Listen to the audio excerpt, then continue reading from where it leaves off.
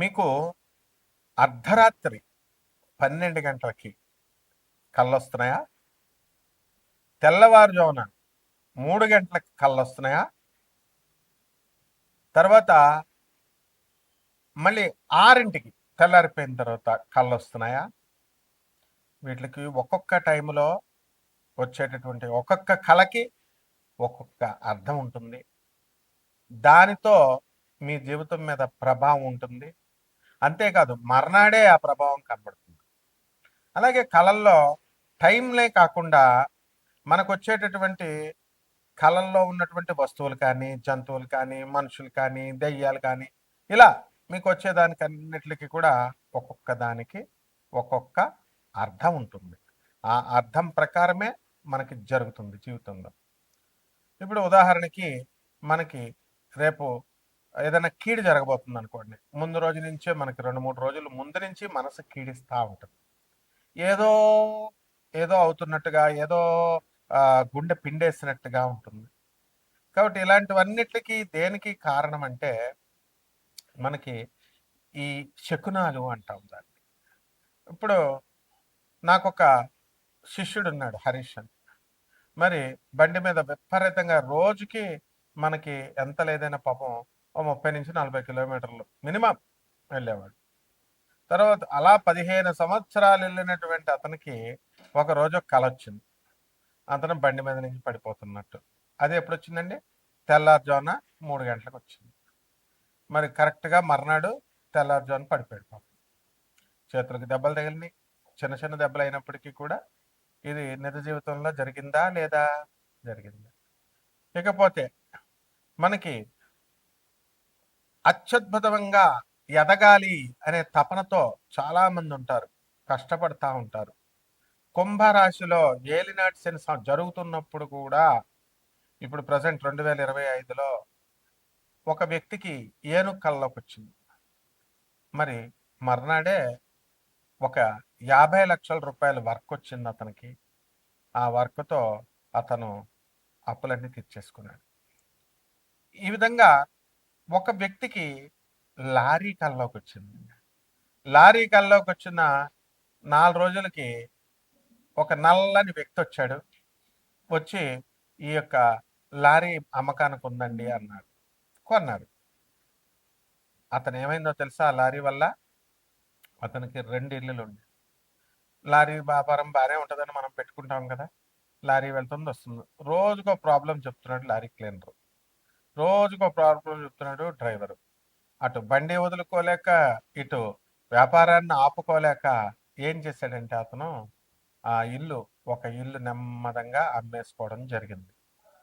కాబట్టి ఇవన్నీ కూడా అదృష్టం కానీ, లేకపోతే మనకు వచ్చేటటువంటి దురదృష్టం కానీ, ఇవన్నీ కళల రూపంలో మనకి భగవంతుడు మనకి ప్రసాదిస్తాడు.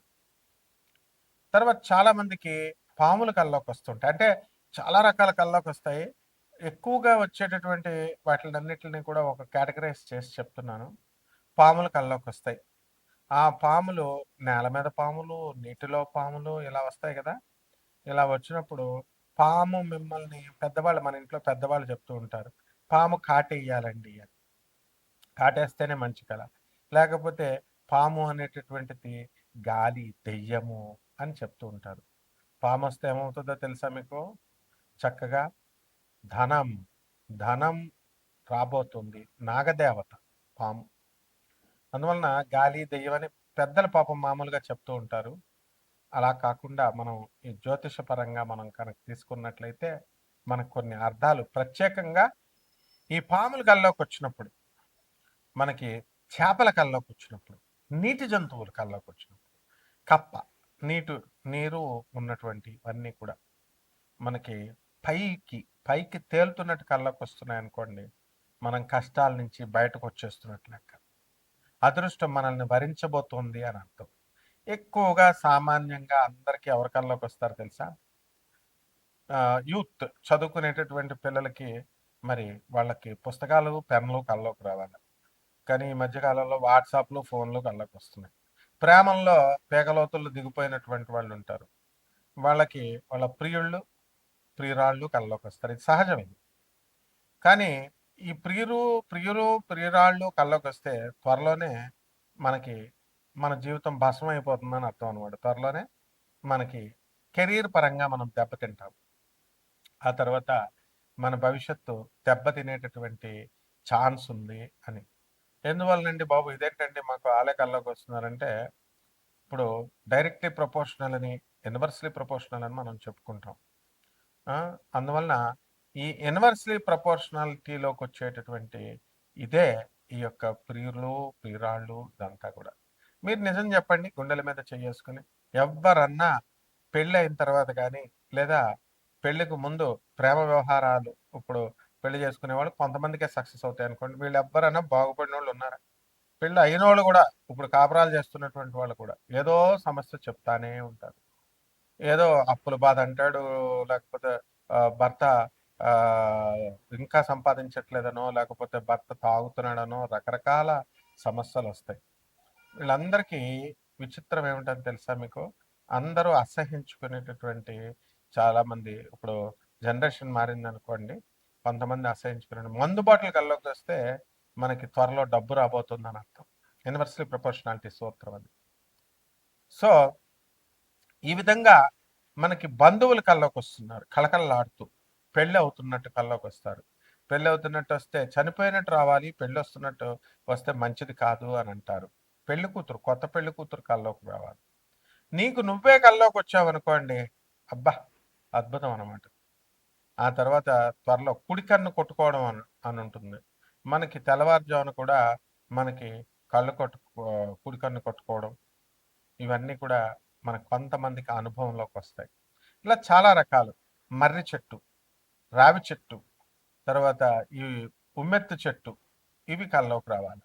ఇవి కల్లోకి వచ్చినప్పుడు మనకి ధనం రాబోతోంది అని అర్థం. అలాగే ఆమదం చెట్టు, ఆమదం నూనె రాసుకుంటున్నట్టు కనుక కల్లోకి వస్తే త్వరలో మనకి జగడం, యుద్ధం జరగబోతోంది, శత్రునాశనం జరగబోతోంది అని అర్థం. గొడుగు కల్లోకి వచ్చింది అనుకోండి, మనము మన వంశీకులో మన దూరపు చుట్టాలు ఎవరో ఒకరు మన దగ్గర బంధువులు పైకి వెళ్ళిపోతున్నారని అర్థం. ఇక చెప్పులు కల్లోకి వచ్చినాయి అనుకోండి, మనకి త్వరలో కష్టాలు పోతున్నాయి అని అర్థం. మనము బండరాయిని మనం కొడుతున్నట్టుగా కల్లోకి వచ్చింది అనుకోండి, త్వరలో డబ్బు రాబోతోంది అని అర్థం. క్లాస్ రూమ్ కల్లోకి వచ్చింది అనుకోండి, స్టూడెంట్స్కి వస్తుంది ఎక్కువ జ్వరం వస్తుంది అనమాట. మర్నాడు ఇటువంటి స్టూడెంట్స్కి ఏమవుతుంది, క్లాస్ రూము, క్లాస్ టీచరు ఇలాంటి వాళ్ళు వస్తే జ్వరం వచ్చేస్తుంది మర్నాడు. కానీ వాళ్ళ యొక్క భవిష్యత్తు ఆ కాంపిటేటివ్ ఎగ్జామ్లో ఏదైతే రాస్తున్నారో అటువంటి వాళ్ళకందరికీ కూడా జాబ్ రాబోతోంది అని. కాబట్టి ఏరోప్లేన్ ఎక్కినట్టు కల్లోకి వస్తే చాలామంది పెద్దలు మనోళ్ళు చెప్తారు ఇంకా పైకి వెళ్ళిపోతున్నట్టే అని. కాదు, విదేశాలకు వెళ్ళిపోతున్నారు మన అర్థం. ట్రైన్ కల్లోకి వచ్చింది అనుకోండి, మనకి త్వరలో మనం ఓ పొలం కొనబోతున్నాం అని అర్థం. ఏమిటయ్యా ఇవన్నీను అనంటే పూర్వీకులు సాంప్రదాయాలు ఉంటాయి, ఆచార వ్యవహారాలు అని కొన్ని ఉంటాయి అన్నమాట. పెద్దవాళ్ళు ఏది చెప్తే మీ ఇంట్లో మీ అమ్మమ్మ, మీ తాతయ్య, మీ నాయనమ్మ, మీ తాతయ్య ఏది చెప్తే అది శాసనం. దీన్ని మించినటువంటి ఆచారము వ్యవహారం ఏమి ఉండదన్నమాట. కాబట్టి చాలామంది ఇటువంటి కళలు మనకు వచ్చినప్పుడు అందరూ కూడా ఏమండి గురుగారు రెమెడీస్ ఏంటండి, రెమెడీస్ ఏంటండి అని అడుగుతూ ఉంటారు. రెమెడీస్ అనేటటువంటివి ఏమి ఉండవండి. రెమెడీస్ చేసుకుంటే మీకు అలా అలవాటు చేస్తారనమాట. రెమెడీస్ చేసుకోవడం వల్ల వస్తుందని. ఉప్పు, మిరియాలు తీసి అప్పుడు కళ్ళలు వేసిన తర్వాత పేడ కళ్ళలు వచ్చిన తర్వాత లేచి తలంటు స్నానం చేసి ఆ ఉప్పుని మిరియాలని భగవంతుడి దగ్గర పెట్టి దీపారాధన చేయడం ఒకటే రెమెడీ. ఇక మనము దాన ధర్మాలు చేసుకోవాలి బాగా. అనాథ పిల్లలకి దాన ధర్మాలు చేసుకోవాలి. తర్వాత ఈ యొక్క సాధువులకి దానం ధర్మాలు చేసుకోవాలి. వికలాంగులకి దాన ధర్మాలు చేసుకోవాలి, పేదవారికి దానం ధర్మాలు చేసుకోవాలి. మనిషి ఈ ఇవి తప్ప మిగతా అన్ని కార్యక్రమాలు చేస్తున్నాడు. షాపింగ్కి వెళ్తున్నాడు, కొంటున్నాడు, ఇవన్నీ కూడా కాదు. అందువలన మనం చేయాల్సింది ఏంటంటే చక్కగా ఇవి రెమెడీస్. ఇవి చక్కగా మీకు 12 ద్వాదశ రాశుల పైన ఈ యొక్క కళల ప్రభావం ప్రకారం మనం ఈ జాతకం ఈ యొక్క సంవత్సరంలో ఎలా ఉంటుందో మనం తెలుసుకుందాం.